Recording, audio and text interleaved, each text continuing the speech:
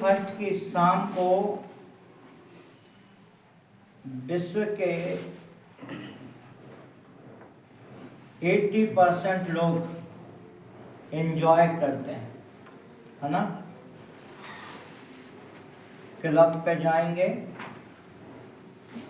Cafeteria में जाएंगे, पिक्चरों में जाएंगे, होटलों में जाएंगे, बार में जाएंगे, 80%। लेकिन वो 20% जो मसीही हैं उसमें से 15% मसीही, 5% फिर भी मैं हटा रहा हूँ, 15% मसीही कहाँ होंगे? परमेश्वर की आराधना में होंगे, है ना। 5% तो वो आज भी चलते फिरते हैं, है ना। क्या आराधना, क्या परमेश्वर का नाम, है ना। लेकिन मसीहों के अंदर एक चीज़ बहुत अच्छी है कि साल का अंत और साल की शुरुआत परमेश्वर से होती है ना, उसके नाम से होती है।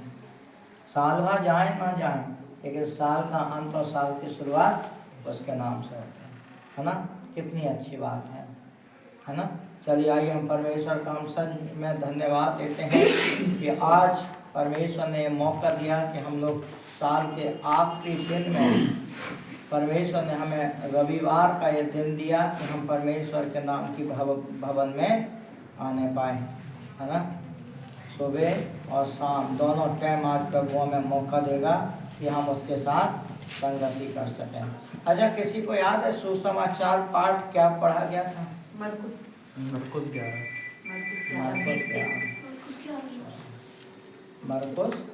11:20 से 26, है ना। चलिए आइए वही निकाल रहे हैं, मरकुस 11:20 से 26।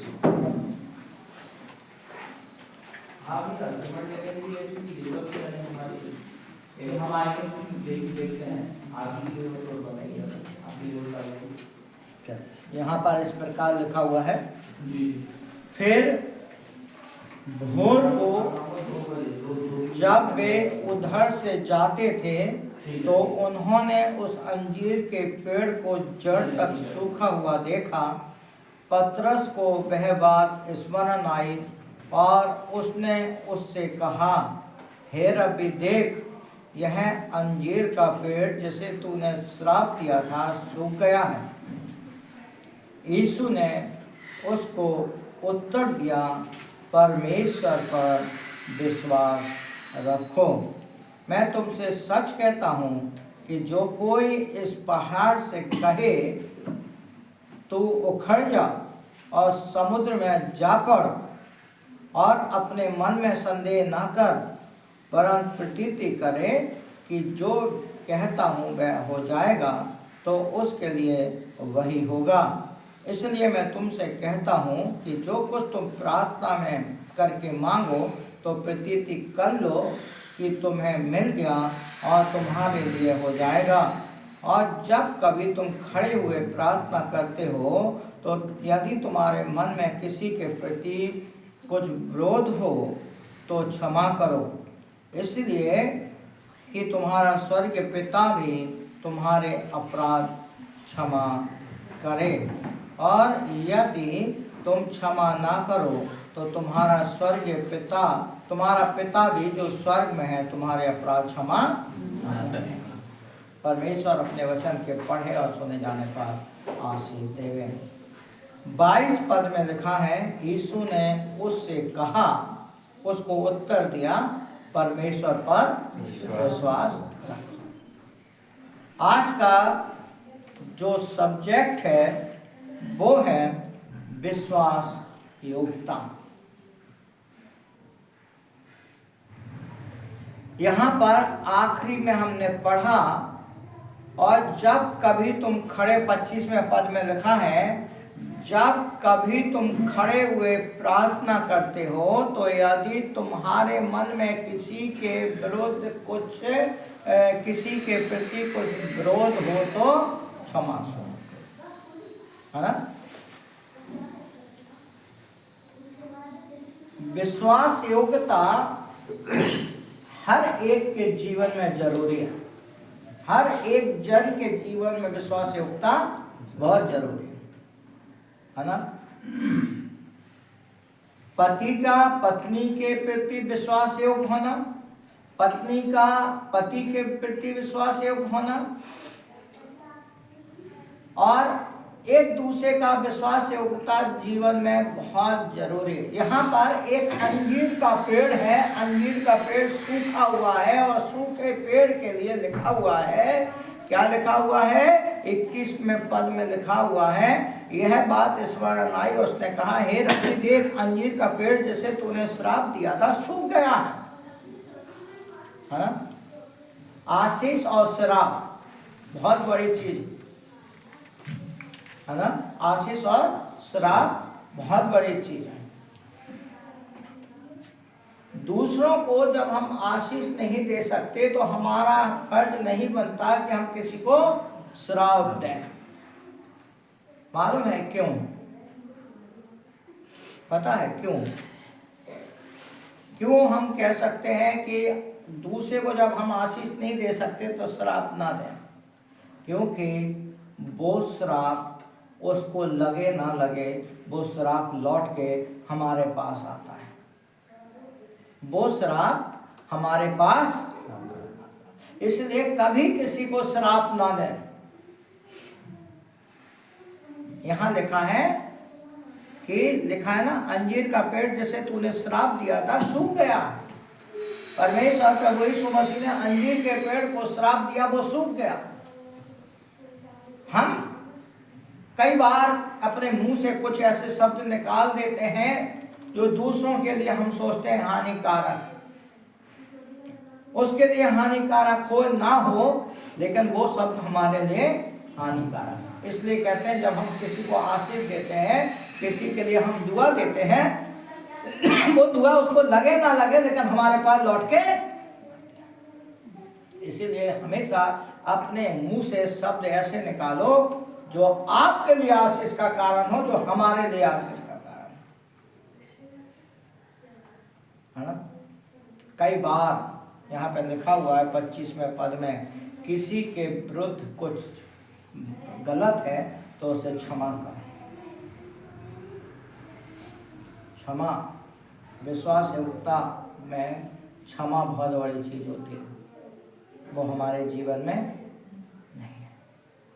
विश्वास योग्यता बहुत जरूरी है। मेरे पे लिखा हुआ है, हमने लिखा ना। अब एक क्वेश्चन आता है, हम सब चीजों का एक वो है, विश्वास योग्यता में विश्वास क्या है?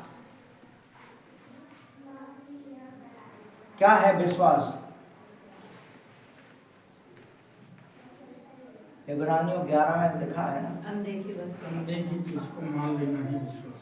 अनदेखी चीजों का प्रमाण लिखा ना। क्या लिखा? आशा की हुई वस्तु का निश्चय है और अनदेखी वस्तुओं का प्रमाण है। अनदेखी वस्तुओं का प्रमाण, वो है विश्वास, है ना। हमारे लोगों का या हम लोगों का विश्वास आमने सामने नहीं होता है, तो अनदेखी वस्तुओं का हम क्या विश्वास करें, है ना। तो मेरे प्रियो, आज का जो सब्जेक्ट है वो यही है, विश्वास योग्यता के विश्वास मसीही जीवन की एक नींव है। मसीही जीवन की एक नींव विश्वास है, और विश्वास के बिना किसी को क्या परमेश्वर को प्रसन्न करना भी अनहोना है, अनहोना है। जीवन में कई चीजों को हमें हर चीज पर विश्वास होना जरूरी है। विश्वास परमेश्वर पर और प्रभु यीशु मसीह पर भरोसा रखता है, और विश्वास करने से क्या मिलता है? सामर्थ्य मिलती है और ताकत मिलती है। अगर हमारा विश्वास नहीं है तो इब्रानियों 11 का 6 पढ़ा गया ना, क्या पढ़ा इब्रानियों 11 के 6 में? विश्वास बिना उसे प्रसन्न करना अनहोना है, असंभव है क्योंकि परमेश्वर के पास आने वाले को विश्वास करना चाहिए कि वह अपने खोजने वाले को प्रतिफल देता है। अपने खोजने वाले को क्या होता है? प्रतिफल। आपका और हमारा विश्वास कैसा? एक पक्का विश्वास बहुत जरूरी है। 31 दिसंबर आ गया, हमारा जीवन अभी तक इस साल में कैसा बीता क्या नहीं बीता हमें नहीं मालूम। सब अपने अपने बारे में जानते हैं, अपने परिवार के बारे में जानते हैं, दूसरे के बारे में नहीं जानते। आप चाहे जितने क्लोज हो, एक दूसरे के बारे में कोई नहीं जानता, परिवार के बारे में जानते हैं। फर्स्ट हमने पिछली बार भी आप लोगों के सामने एक चीज रखी थी। 1 जनवरी आती है, कई बार विश्वास वाली बातें हम लेकर सामने आ जाते हैं। बाइबल में कई ऐसे नाम हैं, कई ऐसे लोग हैं जिनके विश्वास के द्वारा हम सीख सकते हैं। निकालिए मेरे साथ उत्पत्ति 15 का 4 से 6।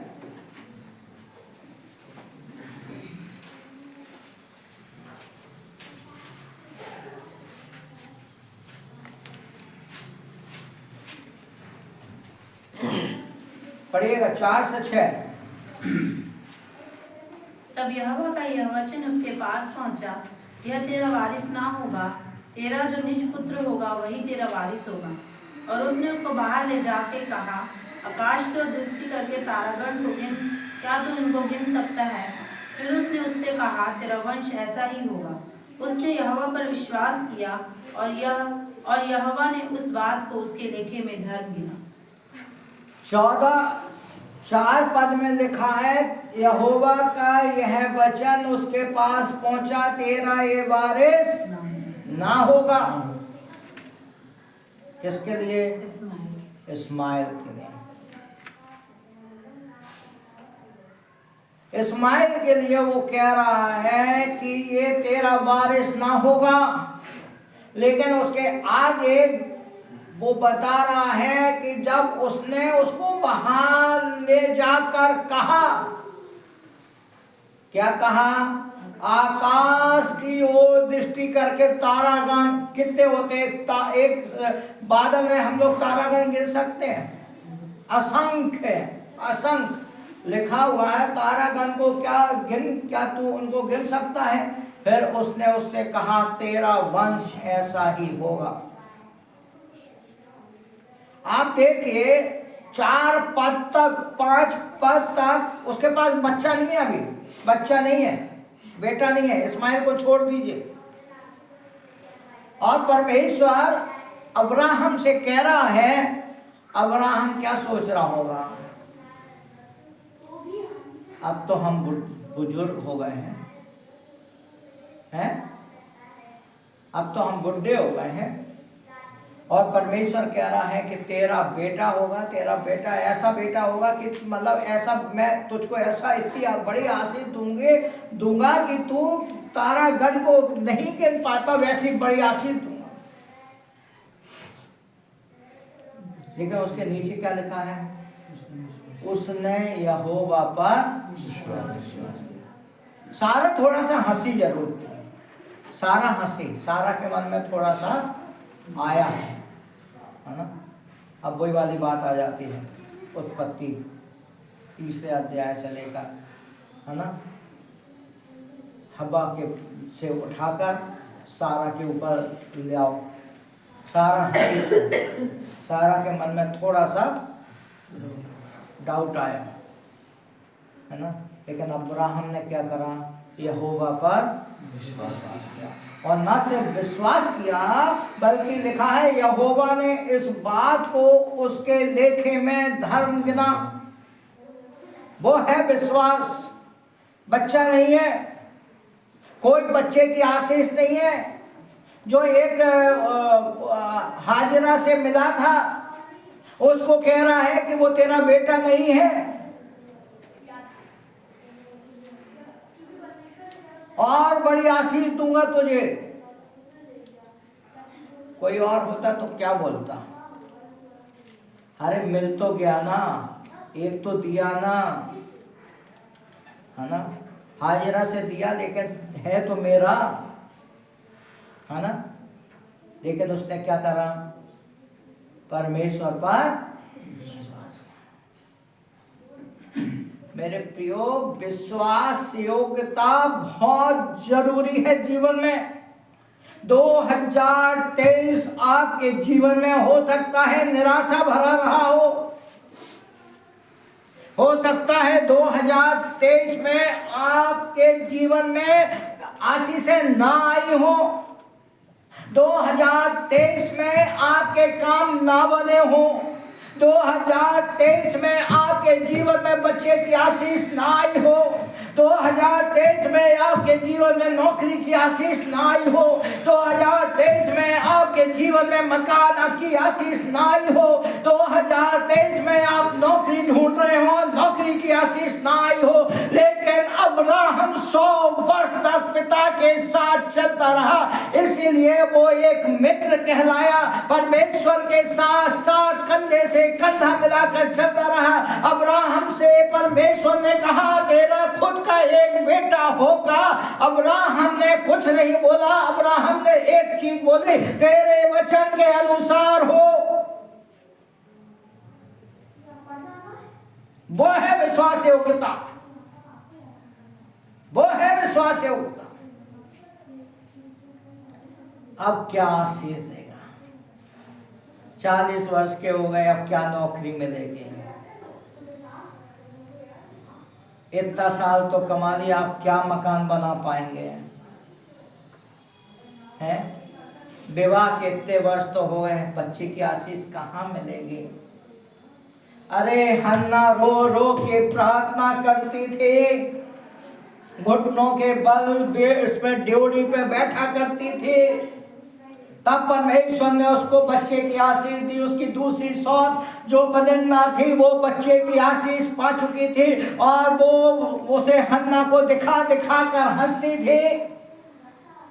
हो सकता है आपके मोहल्ले वाले कहते हो, अरे बड़ा परमेश्वर परमेश्वर करता है, देख मेरे को नौकरी मिल गई, तुझे नौकरी नहीं मिल पाई, ओ मेरे को बच्चे की बच्चा मिल गया, तू बड़ा परमेश्वर परमेश्वर करता है, तेरे पास बच्चे की आशीष नहीं है। हो सकता है तुम्हारी दुकानों में आशीषें ना आ रही हो और परमेश्वर परमेश्वर बड़ा ईसा मसीह करते हैं, और कहाँ नौकरी तुम्हारी, कहाँ तुम्हारा बिजनेस चल रहा है, तुम कितना कमाते हो, 60-70 हजार कमाते हो, लेकिन 30 तारीख को तुम्हारी तनख्वाह 0 हो जाती है, क्या तुम्हारी आशीष है? अरे हम तो 10,000 कमाते हैं, 10,000 में भी हमें आशीष मिलती है, हम उसमें भी 500 रुपए बचा लेते हैं, तुम तो 30 तारीख को 0 हो जाते हो। क्या परमेश्वर हमारे विश्वास है? अरे 0 हो जाते हैं लेकिन फिर भी हम परमेश्वर का धन्यवाद करते हैं। नौकरी नहीं है लेकिन फिर भी हम परमेश्वर का धन्यवाद देते हैं। बच्चे की आशीष नहीं है फिर भी हम परमेश्वर का धन्यवाद देते हैं। हमारी दुकान नहीं चल रही फिर भी हम तो परमेश्वर का धन्यवाद देते हैं। हमारे घुटनों में दर्द होता है, पैरों में दर्द होता है, लेकिन फिर भी हम परमेश्वर का धन्यवाद देते हैं, क्योंकि हमारा परमेश्वर विश्वास योग्य परमेश्वर है। वो है विश्वास योग्यता। अब्राहम परमेश्वर के लिए विश्वास योग्य बना रहा, हमें भी परमेश्वर के लिए विश्वास योग्य बना रहना जरूरी है। दूसरा विश्वास योग्यता हम देखें, दूसरा विश्वास योग्यता है निर्गमन 12 का 28 पढ़िएगा।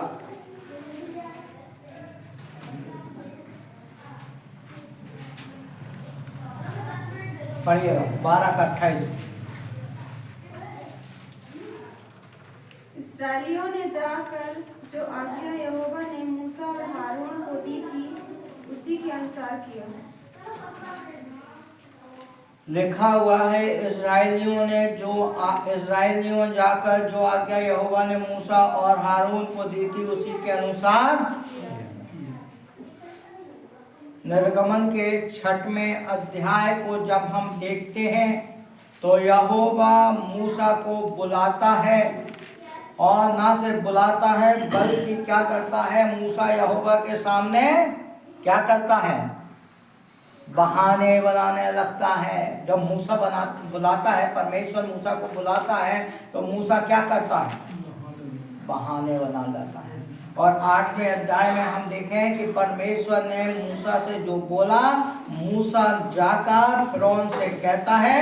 और 12:28 में क्या लिखा है? 12:28 में जो हमने पढ़ा, इजराइलियों से जाकर जो आज्ञा यहोवा ने मूसा और हारून को दी थी, उसी के अनुसार 6वें अध्याय में हम देखते हैं यहोवा ने मूसा को बुलाया और मूसा को आशीष देने की बात कही, मूसा को कोई काम दिया और मूसा क्या कर रहा है? बहाने बना रहा है। एक बहाने नहीं बनाया उसने, कितने बहाने बनाए? किसी को मालूम कितने? 5 बहाने बनाए। कितने बहाने? 5 बार 5 बहाने बनाए, है ना? 5 बहाने। परमेश्वर के साथ मूसा चला, लेकिन वो जगह पर जहाँ पर यहोशू और कालेब को पहुँच गए, वहाँ पर मूसा को भी तो पहुँचना था ना, लेकिन नहीं पहुँच पाया ना, नहीं पहुँच पाया ना। क्यों? आज्ञा न मानना। आज्ञा न मानना। शुरू से चलता रहा, परमेश्वर के साथ चला, लेकिन क्या करा? पहले ही बहाने बनाने लगा। हम लोग भी परमेश्वर के लिए बहाने बनाने लगते हैं। अरे कल पिकनिक होके आए, हाथ पैर थक गए थे, पानी में तैरते तैरते क्या हो गया? अरे कमर टेढ़ी हो गई थी, कमर नहीं सीधी हो रही थी, थक गए। अरे पास्टर ने तुम्हारे लिए 10:30 बजे का चर्च तो रख दिया भैया, लोगों के यहाँ तो 9-9 बजे चर्च लग रहे हैं, तुम लोगों को देख के ही तो 10:30 बजे लगा है, और फिर भी 11 बजे शुरू किया है, फिर भी कमर टेढ़ी की टेढ़ी। बहाने। ओस गिर रही है, अरे ओस गिर रही है, ठंडी। आप ये बताइए, जब हम लोग बाहर जाते हैं ओस गिरती है तो क्या हम ट्रेन नहीं पकड़ते? बच्चों को पकड़ के बांध बूंद के, कान बांध के, बिल्कुल बोरे में रख के लेके जाते कि नहीं जाते हैं? तब तो नहीं कहते हम कोहरा गिर रहा। पिक्चरों की टिकट ले लेते तब हम अपने बच्चों को लेके जाते ना। तो भैया परमेश्वर के भवन के लिए कोहरा क्यों गिरने लगता है? बहाने। मूसा ने बहाना बनाया। मेरे प्रियो, हम आपको बता दें, मूसा उस कनान वाली स्थान में जो उसके लिए परमेश्वर ने रखी थे, वहां नहीं पहुंच पाया। क्यों नहीं पहुंच पाया? बहाने बनाने। परमेश्वर हमें मौका पे मौका दे रहा है, मौके पे मौका दे रहा है। 2023 के अब तक के सफर में परमेश्वर ने आपको और हमें मौका दिया, लेकिन हम क्या कर रहे हैं? अर्चना जी क्या कर रहे हैं? बहाने बना रहे हैं, है ना? बहाने बना रहे हैं। लेकिन बाद में क्या कहता है? 12:28 में परमेश्वर ने जो मूसा और हारून से कहा वो मेरे प्रियो, विश्वास है, परमेश्वर की बात को सुनना बहुत जरूरी है, बहुत जरूरी है। 2023 आपके समय से, आपके जीवन से कुछ ही क्षणों में, सिर्फ 12 घंटे भी नहीं बचे हैं, जाने वाला है। अभी भी हम बहाने बनाते रहेंगे तो 2024 में फिर हमारे लिए क्या होगा? हमें समझने की जरूरत है। मूसा ने बहाने बनाए। तीसरा है, उसके बाद मूसा ने क्या करा? बहाने जरूर बनाए, लेकिन बाद में वो विश्वास योग्यता से चलता। तीसरा उदाहरण है अय्यूब 1:1 में लिखा हुआ है, ऊज देश में अय्यूब नामक एक पुरुष था, वह खरा और सीधा था और परमेश्वर का भय मानता और बुराई से दूर रहता है ना। अय्यूब के जीवन हम आज देखें तो आज के जीवन से कई जगह मिलता जुलता है, कई जगह मिलता जुलता है। अय्यूब की पत्नी क्या बोलती थी? क्या तेरा परमेश्वर बड़ा ईसा ईसा ईसा ईसा कर रहा है? ईसा इस्लाम क्या कर रहा है? क्या कर रहा है तेरा ईसा? ये तो कह रहा था सब कुछ तो ले गया, फिर भी तुम ईसा ईसा कर रहे हो। आज भी तो लोग ऐसे ही कहते हैं, पत्नियां ऐसा बोलती हैं, पति ऐसा बोलते हैं, बड़े परमेश्वर परमेश्वर करते रहते हो, बड़े परमेश्वर परमेश्वर करते हो। क्या कर रहा है तुम्हारा परमेश्वर?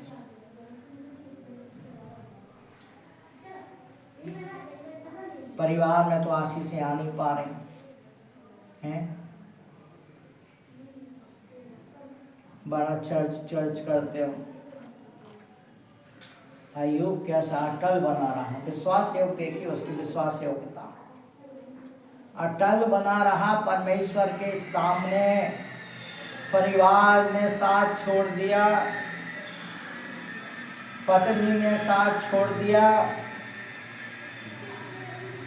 जानवर चले गए, सब चीजें चली गई, लेकिन उसने परमेश्वर को, वो है विश्वास योग्यता, वो है विश्वास योग्यता। आपके जीवन में 2023 तक कोई आशीष ना आई हो सकता है 2023 तक आपका जीवन निराशा से भरा रहा, हो सकता है 2023 तक आप कर्जे में डूबे खड़े हों, लेकिन 2024 आने वाला वर्ष एक आशीषमय वर्ष है।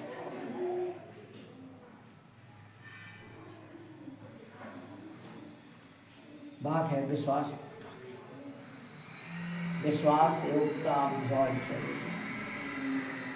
परमेश्वर ने आपके लिए 2024 आशीष का वर्ष रख दिया है, लेकिन हमें भी तो कुछ करना है। परमेश्वर हमको कुछ नहीं चाहता, परमेश्वर चाहता है विश्वास योग्यता। 2023 तक हमारी कितनी भी विश्वास योग्यता रही, लेकिन 2024 जिएंगे तो मसीह के लिए जिएंगे, मरेंगे तो मसीह के लिए जिएंगे, मरेंगे। समस्याएं आ जाए, दुख आ जाए, तकलीफें आ जाए, परेशानियां आ जाए, जो भी आ जाए, लेकिन परमेश्वर को हम, लेकिन आप अगर परमेश्वर को नहीं छोड़ेंगे तो परमेश्वर ने पहले ही लिख के दे दिया है, ना तो मैं तुम्हें कभी छोड़ूंगा ना कभी, और जो इसमें लिख दिया है वो कभी भी अधूरा नहीं रहेगा, वो आपके जीवन में पूरा होके रहेगा। आइए, अय्यूब से ज्यादा परेशानी तो हमारे जीवनों में नहीं आएगी ना, आएगी ना। लिखा है ना पहला कुरिन्थियों 10:13 में, क्या लिखा, किसी को याद है? नहीं लिखा। तुम किसी ऐसी परीक्षा में नहीं पड़े जो सहने से बाहर है, परमेश्वर सच्चा है, वह तुम्हें किसी ऐसी परीक्षा में नहीं पड़ने देगा जो तुम सहना सको, बल्कि हर एक परीक्षा से वो बाहर निकालने में सक्षम है। वो है हमारा परमेश्वर, वो है हमारा परमेश्वर। चौथी बार कितनी हो गई? 1 2 3 हो गई। चौथी बार उत्पत्ति 6:9 पढ़ा हमने, उसमें नूह की वंशावली है। नूह की वंशावली क्या है? नूह धर्मी पुरुष, अपने समय के लोगों में खरा था, और नूह परमेश्वर के साथ साथ विश्वास योग्यता। देखिए विश्वास योग्यता, सब कुछ खराब था वहां पे, आदम हवा ने सब कुछ बर्बाद कर दिया था परमेश्वर की आज्ञा के विरुद्ध, लेकिन वहां पर एक व्यक्ति ऐसा था जो परमेश्वर के लिए सही था। परमेश्वर ने देखा कि सब कुछ बेकार है, लेकिन एक व्यक्ति है जो मेरा कहना, क्योंकि वो खड़ा था सीधा था और परमेश्वर के साथ चलने वाला था। हो सकता है आपकी कलीसिया में सब लोग बेकार हो सकता है जिस जगह पर आप काम करते हैं उस जगह पर सब लोग बेकार हो, लेकिन परमेश्वर आपको देख रहा है क्योंकि आप धर्मी हैं, आप खरे हैं, आप परमेश्वर के साथ चल रहे हैं। और जब आप परमेश्वर के साथ चल रहे हैं तो परमेश्वर आपको आशीष देगा कि नहीं देगा? आपके द्वारा आपका परिवार बचाया जाएगा, आपके द्वारा आपका लिविंग फेथ बचाया जाएगा, क्योंकि ये परिवार है, ये परिवार है। परमेश्वर ने क्या बोला था नूह से?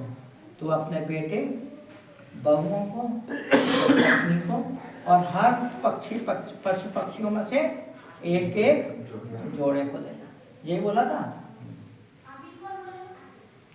परमेश्वर आज आपसे बोल रहा है कि आपके परिवार में जिस जगह पर आप आराधना करने जाते हैं, आपके परिवार में अगर कोई विश्वास योग्य व्यक्ति है तो आप उसे अपने साथ में लेकर चलो, और जो ना आए उसे छोड़ दो। जैसे वहां पे कई लोग छोड़ दिए गए थे, है ना? फिर जब तूफान आया तब क्या हुआ?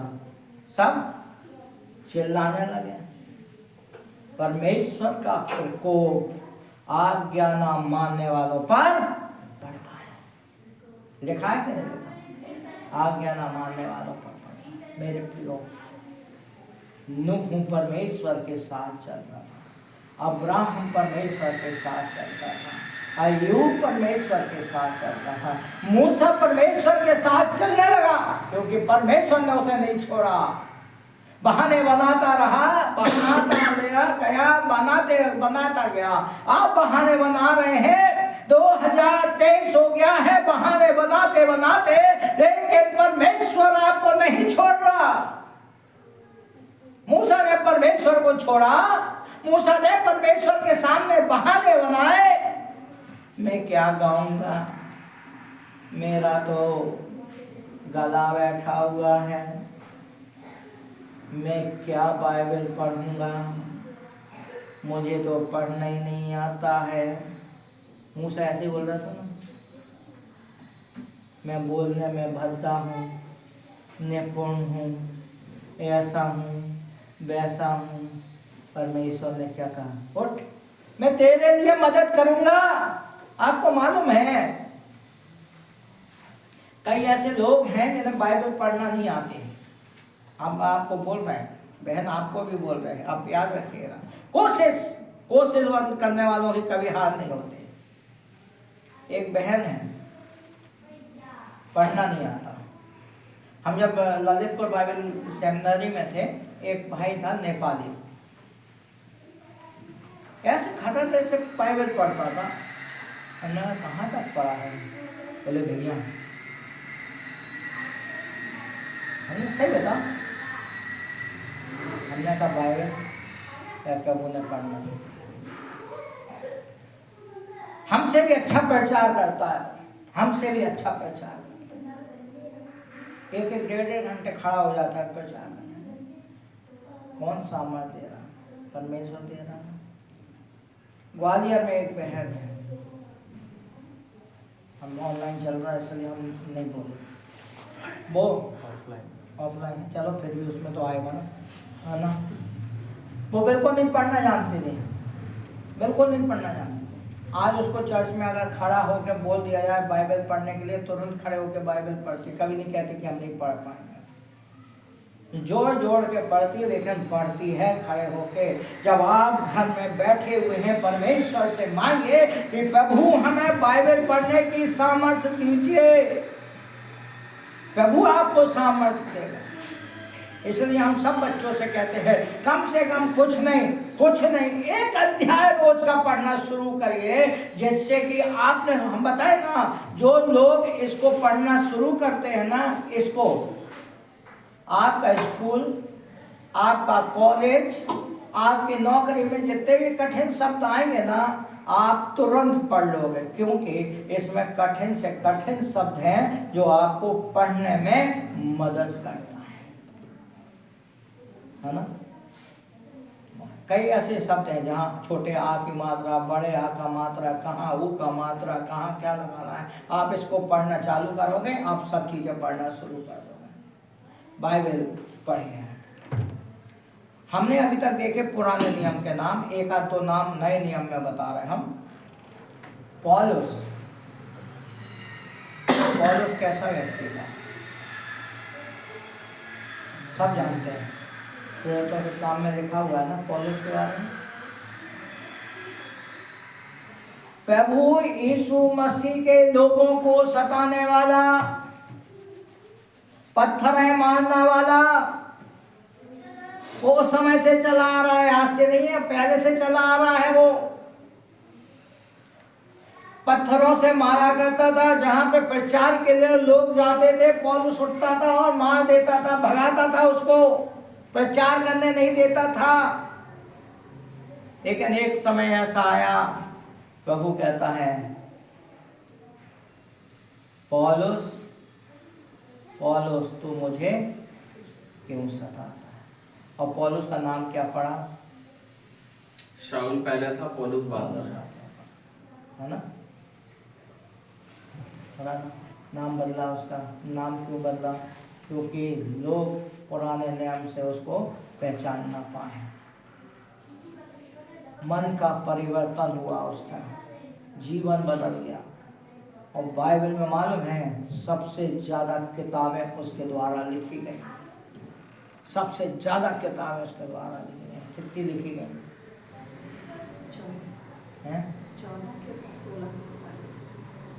उसके द्वारा 13 किताबें लिखी गई, लेकिन एक किताब अज्ञात है, इब्रानियों, इसलिए उसको इब्रानियों को भी पौलुस की किताब बोलते हैं, इसलिए उसे 14 है ना।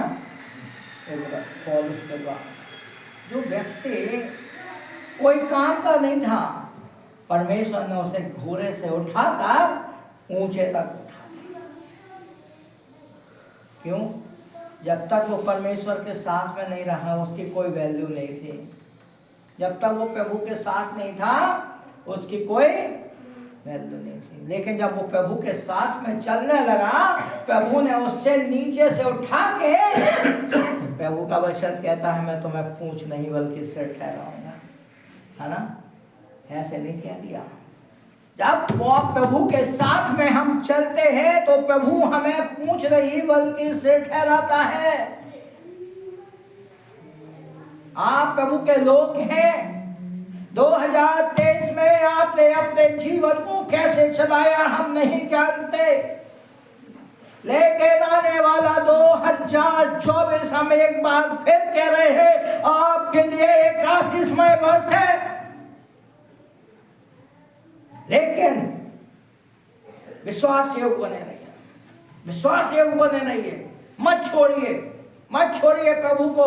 परीक्षाएं आएंगी, ऐसा नहीं है कि 2024 में परीक्षाएं नहीं आएंगी, 2024 में बीमारियां नहीं आएंगी, 2024 में उतार चढ़ाव नहीं आएंगे, सब आएंगे। लेकिन जब हम प्रभु के साथ चलते रहेंगे, प्रभु हमें इन सब चीजों से लड़ने की सामर्थ्य देगा। आपको एक कहानी बताता हूं। आपने किसी, एक बहन है ग्रेस, उत्तर भारत में कई ऐसी महिलाएं हुई जिन्होंने मेडिकल सेवा के लिए बहुत कुछ किया। आप लोग मेडिकल वाले हैं, इसलिए मेडिकल वाली ही कहानी हमें मिली है। तो हम वो आपको, बहुत पुरानी कहानी है, हमने शायद यूसीएनआई में भी इसको एक बार बोला। जिनमें एक थी मिसेस ग्रेस, जिनका विवाह 1947 में डैनियल नामक एक व्यक्ति से हुआ था। डैनियल मलेशिया में सेना में कार्यरत थे। तो जब डैनियल चले गए तो ग्रेस ने अस्पताल के माध्यम से सेवा कार्य करती रही। उसके बाद डैनियल मलेशिया से वापस आ गए। कहाँ चले गए थे वो? मलेशिया, है ना। तो वो मलेशिया से वापस आ गए और यहाँ उन्होंने साइकिल की एक दुकान खोली।